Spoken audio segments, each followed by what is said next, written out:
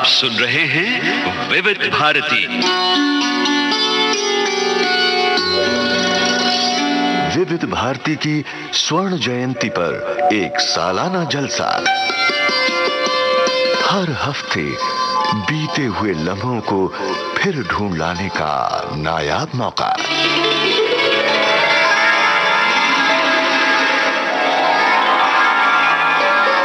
विशेष कार्यक्रम स्वर्ण स्मृति।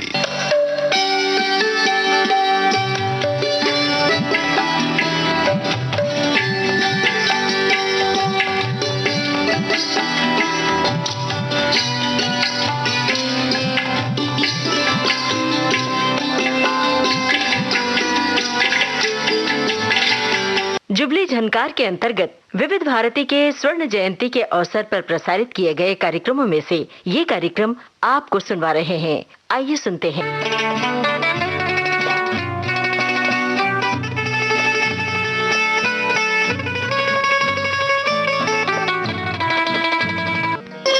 श्रोता मित्रों, नमस्कार।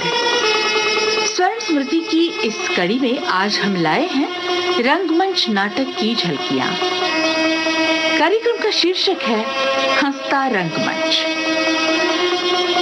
पंडित राधेश्याम के लिखे नाटक ईश्वर भक्ति से प्रस्तुत है ये झलकी।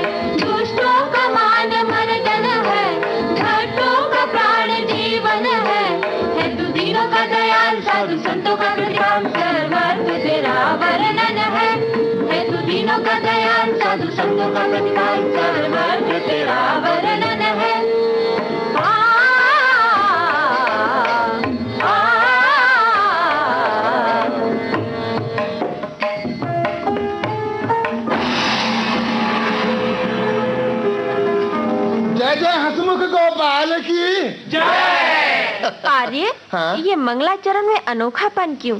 नए ढंग से आज प्रभु को रिझा रहे हो, नए तर्ज से यशोगान क्यों सुना रहे हो? जो दयाल है, करुणा निधि, करुणा के सागर, हंसमुख कहकर उन्हें आज क्या बना रहे हो? देवी, हंसमुख भी वही करुणा धार दयाल, अंतर तो कुछ भी नहीं, केवल शब्दाजाल। फिर भी जिन्हें सदा करुणाधीश, करुणा निधि, करुणा सागर कहा, उन्हें हंसमुख कहने का कारण तो अवश्य होगा। हाँ, बिना कारण के कुछ कहना हवा में तलवार घुमाने के समान है, इसलिए कारण तो अवश्य है। यदि कष्ट न हो तो कारण कारण बताने में मुझे कष्ट क्यों होगा देवी? करुणा के आधार पर ही सृष्टि का निर्माण हुआ है। करुणा से बल पाकर ही श्रृंगार ने अपना रूप निखारा है। परंतु सत्य यह है कि हास्य ने करुणा के रूप को विभत्स में परिवर्तित होने से बचाया है, और इसी कारण हास्य की सभा सजाने से प्रथम हमने अपने गोपाल को हंसमुख बताया है। ओह, तो इतनी भूमिका की आवश्यकता ही क्या थी? कहिए, हंसता रंगमंच सजाने की तैयारी है। मैं भी कहूँ, दर्शक गण का ये नवीन उत्साह, ये जोश, ये शोर, ये सब क्यों है?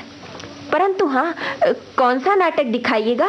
आज तो हास्य की झांकियां दिखाने का विचार है। अच्छा। हाँ, दर्शनगण उतावले हो रहे हैं, चलो जल्दी से रंगमंच का पर्दा उठाएं। जब हास्य की ही झांकियां दिखानी है, तो राधे श्याम लिखित ईश्वर भक्ति के इन महाराज को क्यों छोड़ा जाए? प्रथम इन्हें ही देखिए ना। अरे हाँ, देखिए, ये है टैनी, श्री राज के खास सेवक स्त्रियों की सभा में।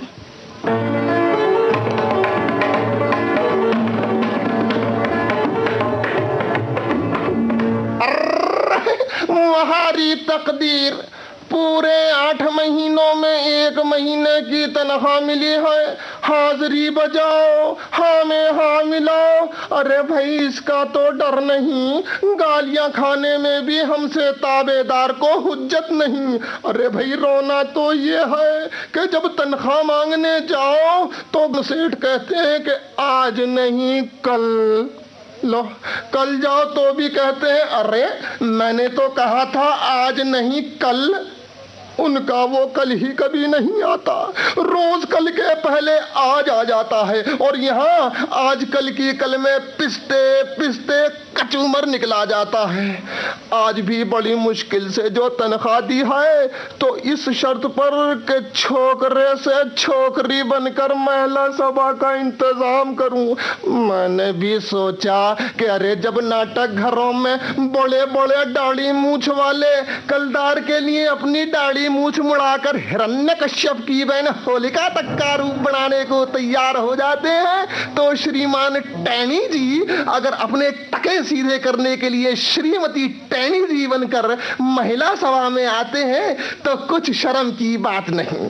अरे नारी की पदवी तो नर से ऊंची ही दिखलाती है, सिलबट्टे के संबोधन में पहले सिल ही आती है, खाने में भी दाल भात के दाल प्रथम कहलाती है, शिव के कुंडी सोटे में कुंडी आगे बढ़ जाती है। लो बोलो वाह वाह, सामने से महिला मंडल ही आन पहुंचा। जाऊं और सभा नेत्री के बैठने के लिए चौकी ले आऊं। अरे यहाँ तो कोई भी नहीं है अभी। है कैसे नहीं, ये स्वयं से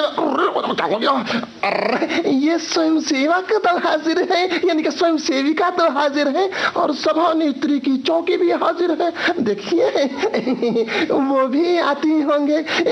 ये तो स्त्रियों की सभा है ना, यहाँ समय की पाबंदी नहीं है बहन। घर के काम धंधों से निपट कर ही तो सब बहनें यहाँ आएंगी। मुझे ही देखो ना, रोटी बना के, पति को जिमा के, अरे बाल बच्चों को सुला के तब घर में ताला लगा के आ सकी हूँ।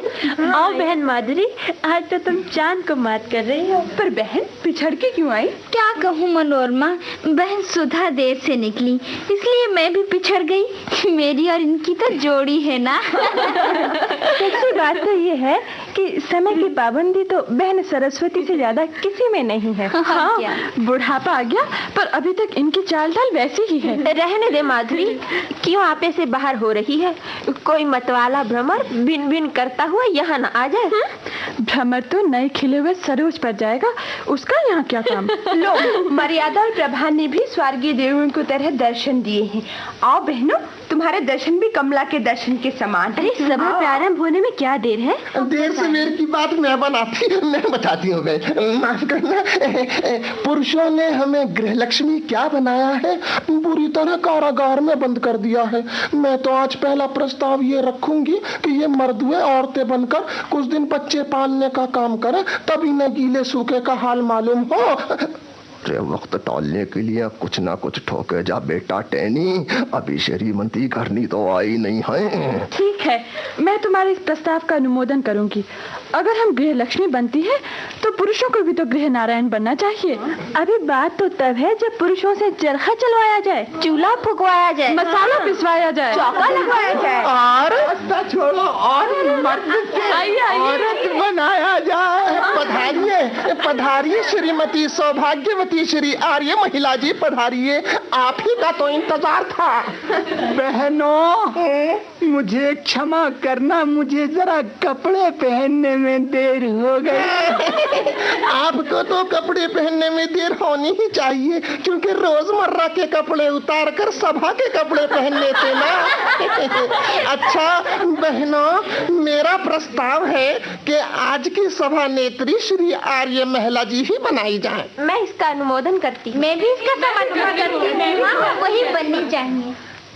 माताओं, बहनों, बहुओं और बेटियों, मैं रेवा किस मुंह से तुम्हें धन्यवाद दूं जो तुमने आज इस वर्तमान समय में भारत की महिला सभा का मुझे सभापति या सभापति? अच्छा, आज की सभा का मुख्य प्रस्ताव नारी जाति के अधिकारों की रक्षा करना है।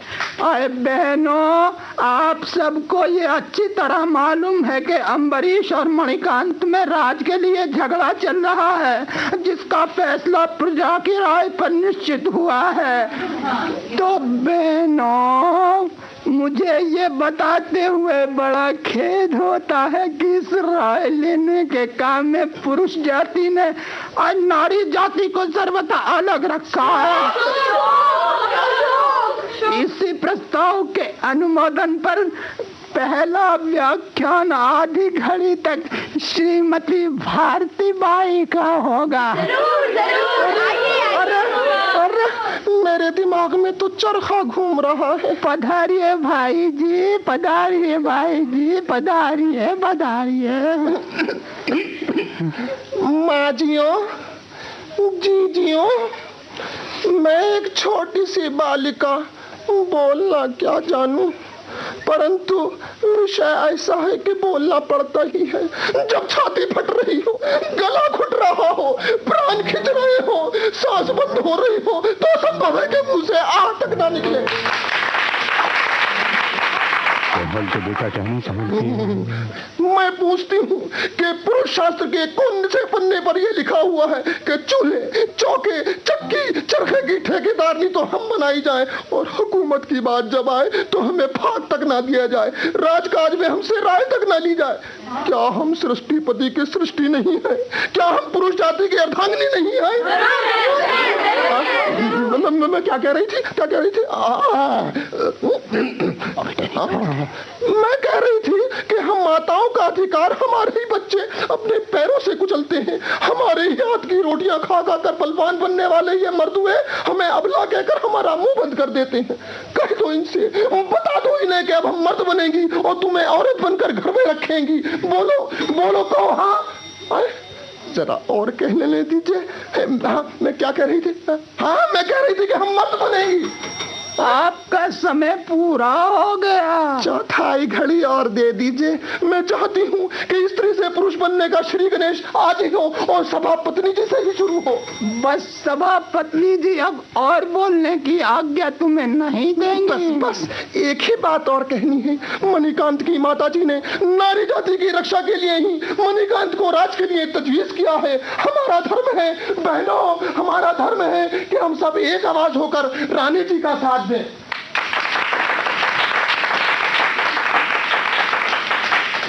महिला मंडल की महिलाओं, प्रस्ताव के समर्थन में इसी जगह दो शब्द मुझे भी कहने हैं। नियम के अनुसार तो मुझे पीछे ही बोलना चाहिए, पर मैं उन शब्दों को भूल न जाऊं, इसीलिए बोलती हूँ। बोलिए। सभापति को तो सब समय दूसरों को चुप करके खुद बोलने का अधिकार है। मुझे ये कहना है कि श्रीमान करण की स्त्री लीला बहन मुझसे कहती थी कि अगर मणिकांत राजा हुए तो वो नगर में कन्याओं के लिए पाठशाला बनवाएंगे और विधवाओं के लिए विधवा आश्रम खुलवाएंगे। वो दिन बड़ा पवित्र दिन होगा जब नारियां दरबार की सदस्य होंगी, नारियां न्यायालय की गद्दियों पर बैठेंगी, अरे नारियां नगर में पहरा देंगी, अरे नारियां सेना में भर्ती होंगी। बहन, मैं तो जाती हूँ। क्यों? मेरा बालक घर पर रो रहा हो। जरा देर ठहरो। सुनो बहनों, ठहरो। अब रही यह बात कि राजकाज में नारी जाति से जो राय नहीं ली जा रही है, इसके दोषी महाराज नाभाग है या नहीं? नहीं, वो नहीं है। हाँ वे नहीं है। नाभाग इसके दोषी नहीं है। दोषी है अम्बरीश, जो इस चतुराई से मणिकांत को नीचे धकेल कर खुद राजा बनना चाहता है। इसीलिए ये महिला मंडल निश्चय करता है कि अम्बरीश को राजा नहीं बनने दिया जाएगा। नगर की समस्त नारियां एक राय होकर मणिकांत को ही राजा बनाएंगी। बोलो, स्वीकार है? सर्वसम्मति से स्वीकार है।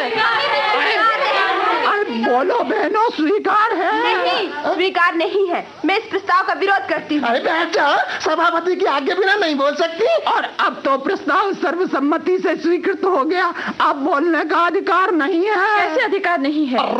ये सभा नहीं है, एक कपट का नाटक है। ऐसे कपट के नाटक को जिसमें नारी जाति को छला जा रहा हो, ये लीला नहीं खेलने देगी। डरो डरो, भगवान से डरो।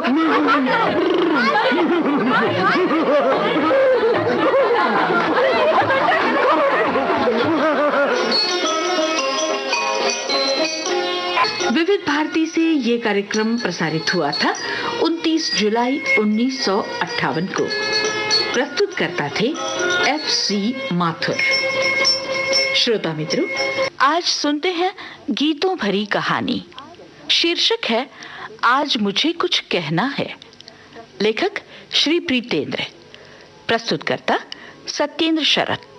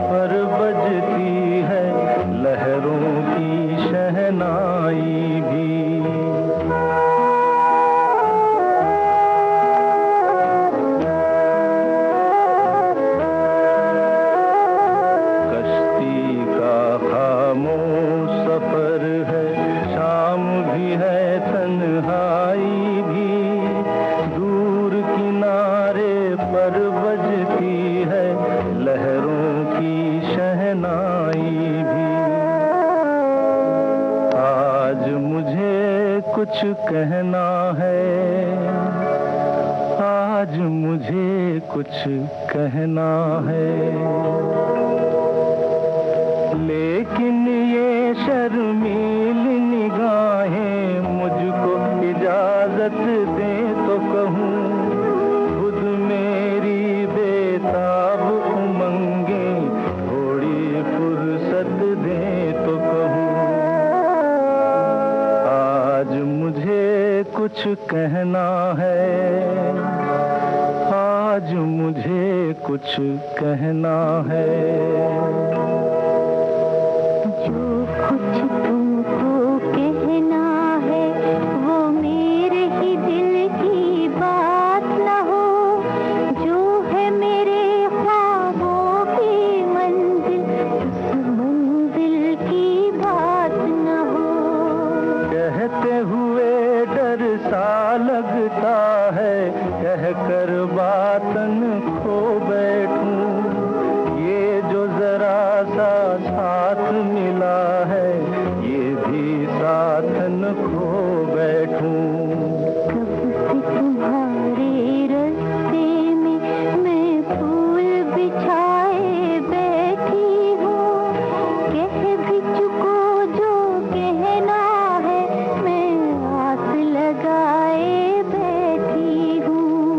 दिल ने दिल की बात समझ ली, अब मुँह से क्या कहना है, आज नहीं तो कल कह लेंगे, अब तो साथ ही रहना है।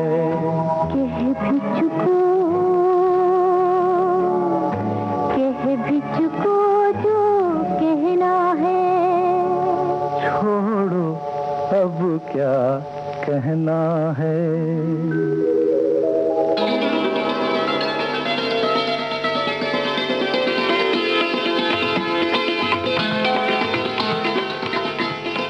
शिकारा संभालो सुधी, ऐसा न हो कि इस नाव की तरह मेरी जिंदगी भी नदी के बीच इन भंवरों में ही घूमती रही, न इस किनारे लगे और न उस किनारे। चाहूं तो पल भर में वो किनारा छू लूं। क्या तुम्हें मझधार में भंवरों से खेलना अच्छा नहीं लगता? कवि महाराज, हमेशा कल्पना में ही गायब न रहा कीजिए। कभी कभी सत्य को भी कल्पना का झीना पर्दा हटाकर देख लेना चाहिए। तो क्या मझधार सत्य नहीं है? मैंने ये कब कहा? लेकिन मैं मझधार में ही चक्कर खाते रहना ठीक नहीं समझती। मझधार में भी जीवन कैसा है, संघर्षपूर्ण। लेकिन किनारे कितने शांत हैं। चुप क्यों हो गए? क्या सोचने लगे? बस यूं ही। फिर भी मौन का भी अपना एक अर्थ होता है। कभी कभी सोचता हूँ आशा कि मेरी कल्पना और तुम्हारा यथार्थ मिलकर कितने सुंदर, कितने पूर्ण संसार की सृष्टि करेंगे। मेरी कल्पना में यथार्थ के रंग वैसे ही होंगे जैसे मेरे इन लम्हों में तुम। अच्छा बस करो, काफी देर हो गई है। जरा कल्पना करो कि घर पर एक ठोस यथार्थ मेरी प्रतीक्षा कर रहा होगा। तुम जानते नहीं हो, मेरे पिताजी को दफ्तर से लौट आए होंगे और सारा घर डर के मारे खामोश पड़ा होगा।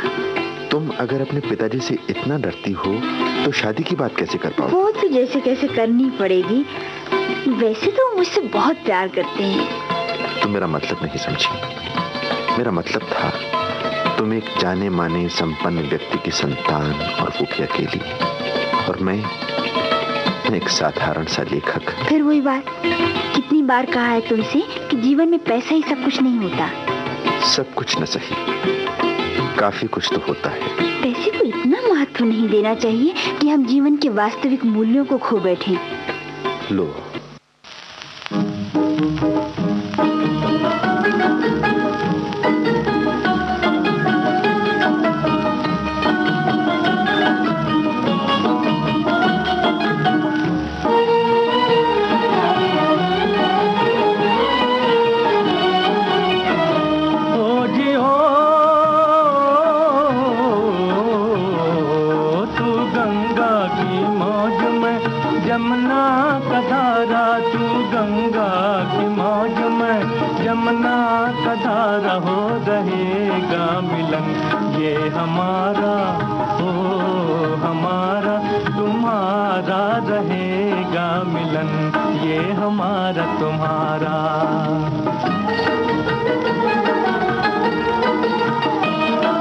अगर तू है सागर तो मझधार मैं हूँ, मझधार मैं हूँ।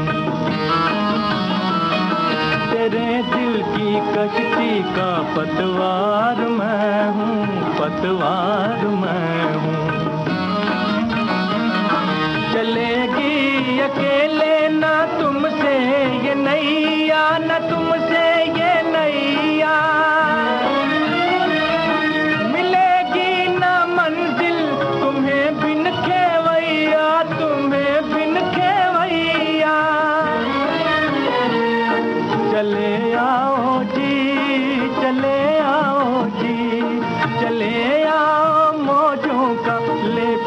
सहारा हो रहेगा मिलन ये हमारा तुम्हारा।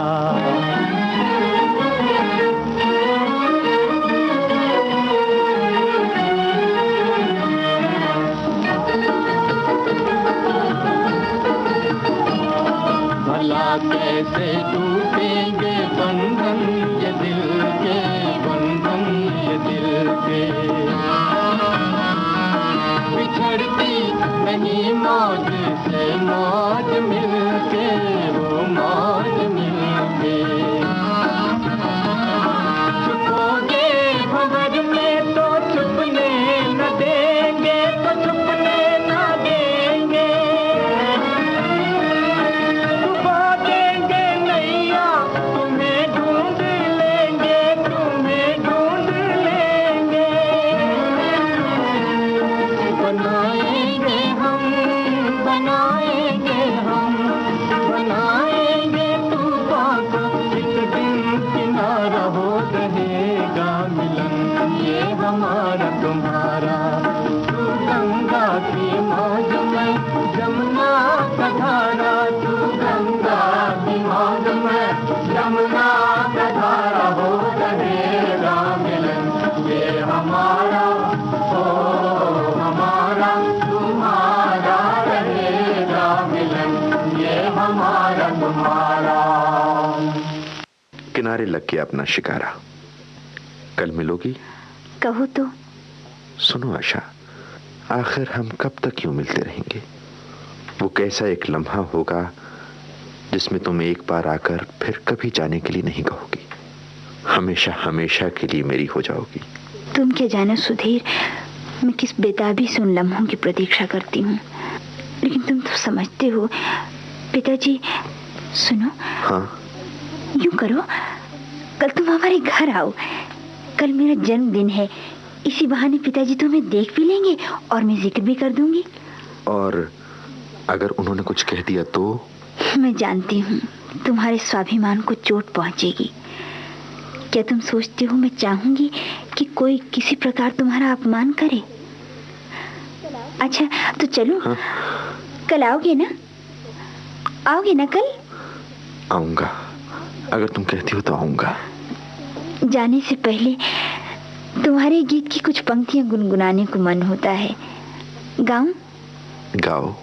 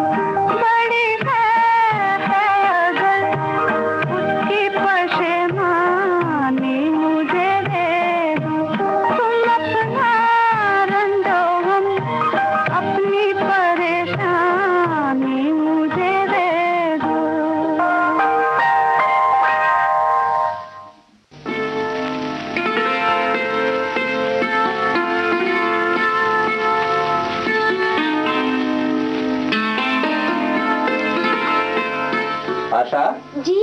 इधर आओ। जी पिताजी। ये तुम्हारे घर आने का वक्त है।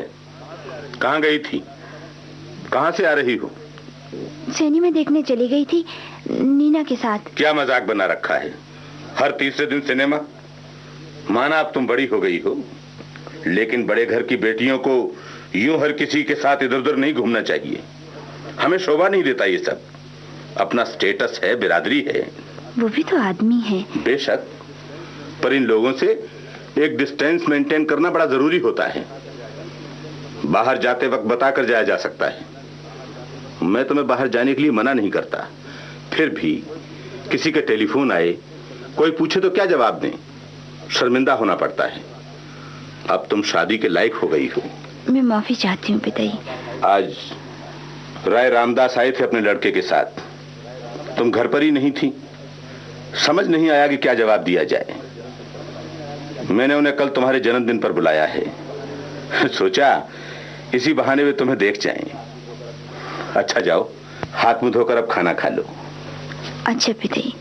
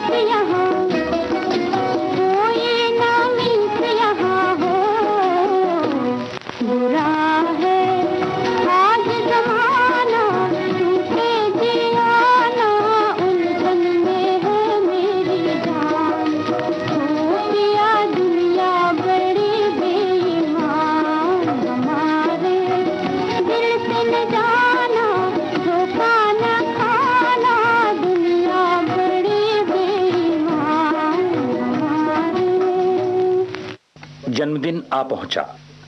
बड़ी चहल पहल थी उस रोज। राय रामदास अपने सुपुत्र के साथ ठीक समय पर आ गए थे। सुधीर भी उपस्थित था। सेठ किशनचंद की इच्छा थी कि आशा सेठ रामदास और उनके बेटे सुकुमार के साथ ही बैठे, उनसे बातें करे, किंतु आशा का मन बिल्कुल नहीं था उनसे बातें करने को। बार बार वो सुधीर की ओर देखती। उसे समझ नहीं आ रहा था कि वो क्या करे। सुधीर अकेला एक कोने में खड़ा था, कभी इधर देखता कभी उधर। आशा क्या करती? सुकुमार की अधूरी बातें उसके कानों में पड़ती और अधूरे ही होते उसके उत्तर। जाने कब आशा की सहेलियां सुधीर को घेर चुहल करने लगी थी। नृत्य आरंभ हो गया था। नृत्य के बीच ही एक सहेली ने सुधीर से गाना सुनाने का आग्रह किया और सुधीर का स्वर कमरे में गूंजने लगा। कभी पहले देखा नहीं ये समा, ये मैं भूल से आ गया हूँ कहाँ। यहाँ मैं अजनबी हूँ, यहाँ मैं अजनबी हूँ, मैं जो हूँ बस वही हूँ, मैं जो हूँ बस वही हूँ। यहाँ मैं अजनबी हूँ, यहाँ मैं अजनबी हूँ।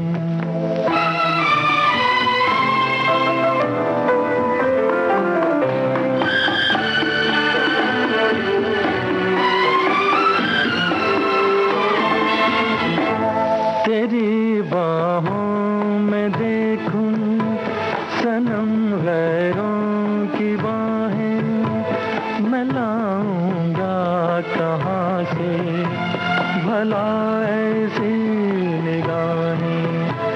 ये कोई रक्स होगा, कोई दस्तूर होगा, मुझे दस्तूर ऐसा कहाँ मंजूर होगा।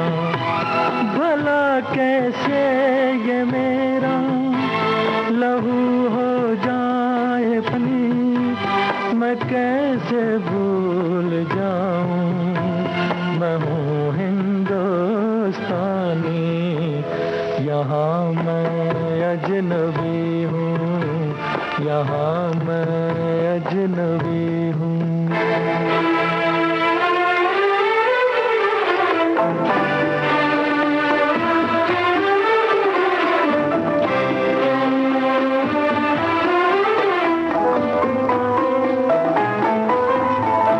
मुझे भी है शिकायत, तुझे भी तो गिला है, यही शिकवे हमारी मोहब्बत का सिला है। कभी मगरिब से मशरिक मिला है जो मिलेगा, जहाँ का फूल है जो वहीं पे वो खिलेगा। तेरे ऊंचे महल में नहीं मेरा गुजारा, मुझे याद आ रहा है वो छोटा सा शिकारा। यहाँ मैं अजनबी हूँ, यहाँ मैं अजनबी हूँ। गाते गाते सुधीर कमरे से बाहर चला गया। वो वहां क्यों खड़ा रहे? जो कुछ कहना था उसे वो गीत के माध्यम से कह चुका है। वो स्वाभिमान जिसके सहारे वो आज तक जिंदा था, उसे अपने भीतर कहीं टूटता सा लगा। बाहर आकर सुधीर ने एक बार खुले आकाश की ओर देखा और फिर रेंगता हुआ सा वो छोटी सड़क पर धीरे धीरे बढ़ने लगा। आशा ने चाहा कि वो उसका रास्ता रोककर खड़ी हो जाए, उसे पुकारे, पर न जाने क्यों उसकी आवाज कहीं भीतर ही भटक कर रह गई थी। जन्म दिवस एक उदास दिन की तरह ढल गया।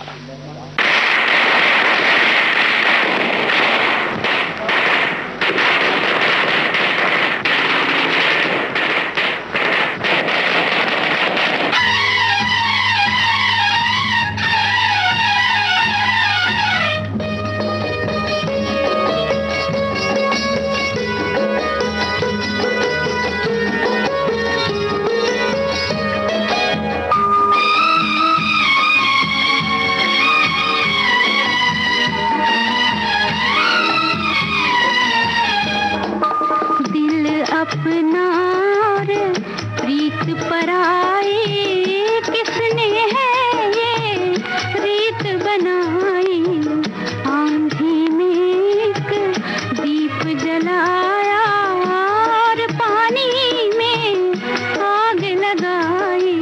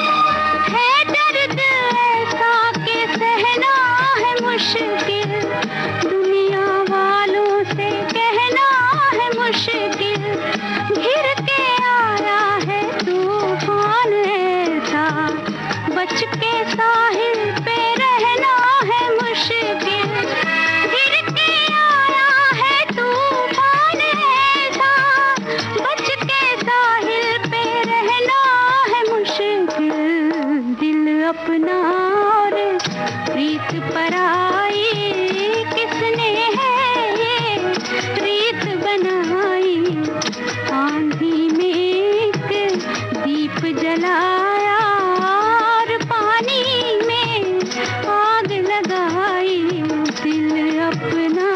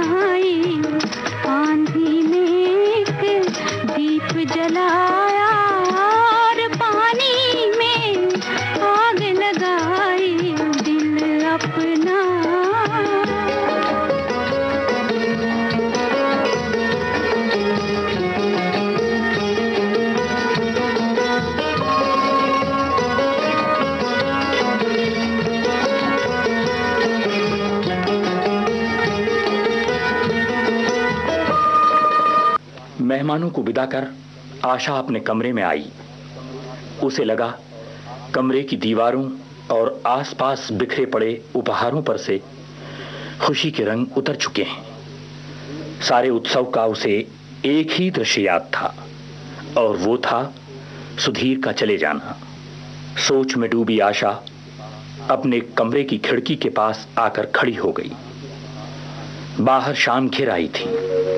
धुंध के उस पार से किसी रेडियो के मंद ऊंघते से स्वर उसके कानों में पड़ने लगे। वो दिल कहाँ से लाऊं, तेरी याद जो भुला दे। वो दिल कहाँ से लाऊं, तेरी याद जो भुला दे।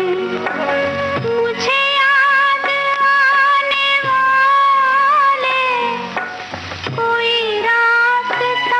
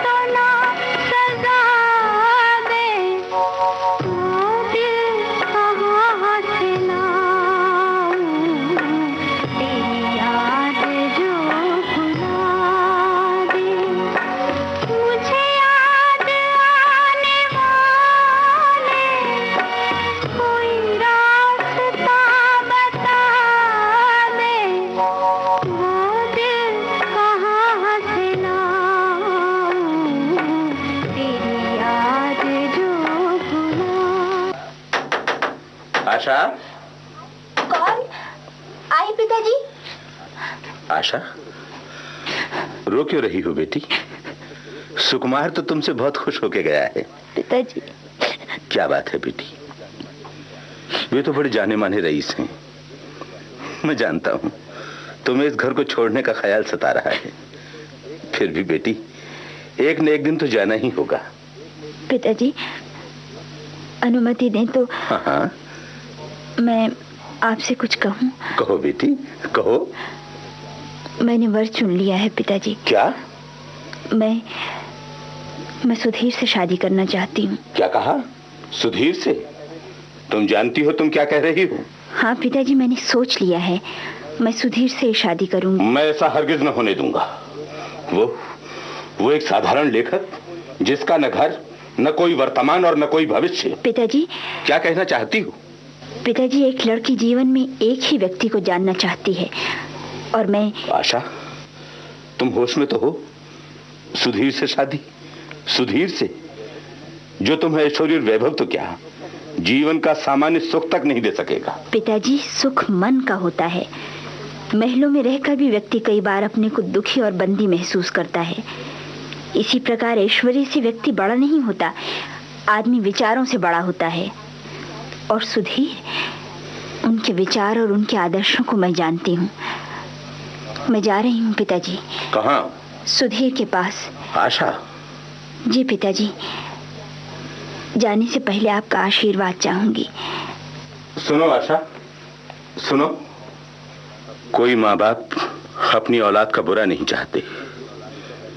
मैंने जो कुछ सोचा किया तुम्हारी भलाई के लिए ही। कौन बाप अपनी औलाद को सुखी देखना नहीं चाहेगा? और फिर मेरे जैसा बाप जिसने तुम्हें अपनी बेटी नहीं बेटा समझ के पाला हो। आशा बेटी, ऐसे मत जाओ। बेटी घर से पालकी में जाए यही बात शोभा देती है। सुधीर से कहो मुझसे मिलने आए। पिताजी, मेरे अच्छे पिताजी।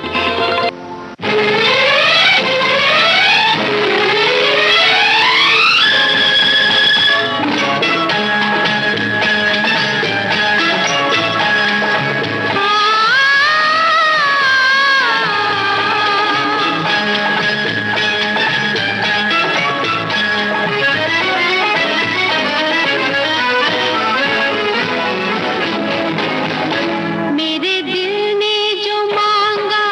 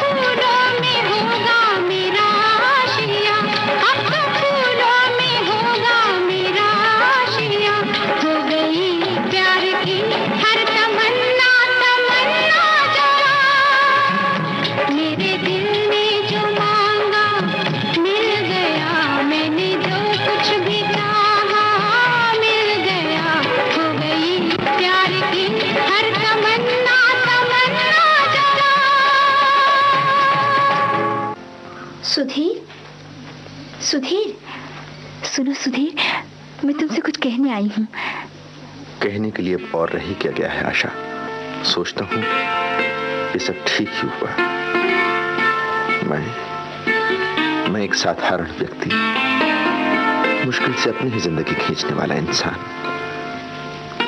तुम्हें क्या सुख दे पाता मैं?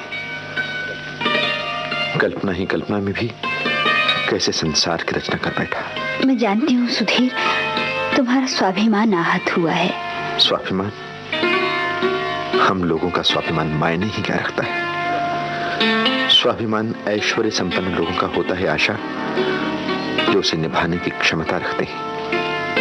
हमारा क्या, आज नहीं तो कल टूट जाता। नहीं सुधीर नहीं, जो कुछ हुआ उसके लिए मैं बहुत शर्मिंदा हूँ। अपनी आशा को माफ नहीं करोगे? आशा? मैं तुम्हारी हूँ सुधीर। आशा? सिर्फ तुम्हारी। चलो, पिताजी ने तुम्हें बुलाया है। मेरे लिए उन्होंने तुम्हें ही चुना है। क्या? वो हमारी राह देख रहे होंगे। आशा? सुधीर।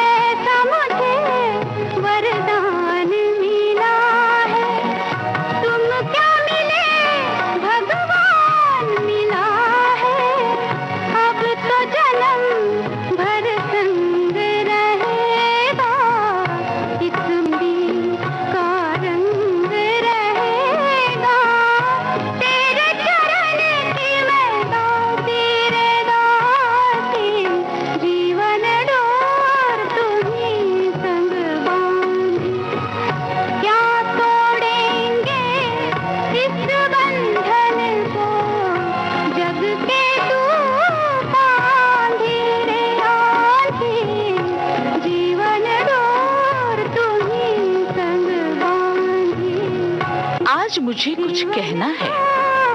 ये थी गीतों भरी कहानी। इसके प्रतिभागी कलाकार थे उमेश अग्निहोत्री, पुष्पा बूटा, देवराज दिनेश, योगेश्वर कृष्ण शास्त्री। प्रस्तुतकर्ता सत्येंद्र शरद। अब इसके साथ आज यहीं रुकते हैं, फिर मुलाकात होगी अगले शनिवार। अब दीजिए कांचन प्रकाश संगीत को आज्ञा। नमस्कार।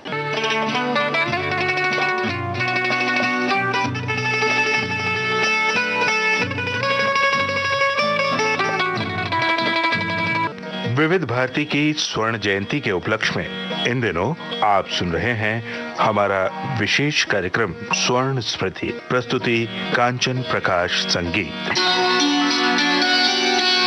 स्वर्ण स्मृतियों का ये सिलसिला आज यहीं तक।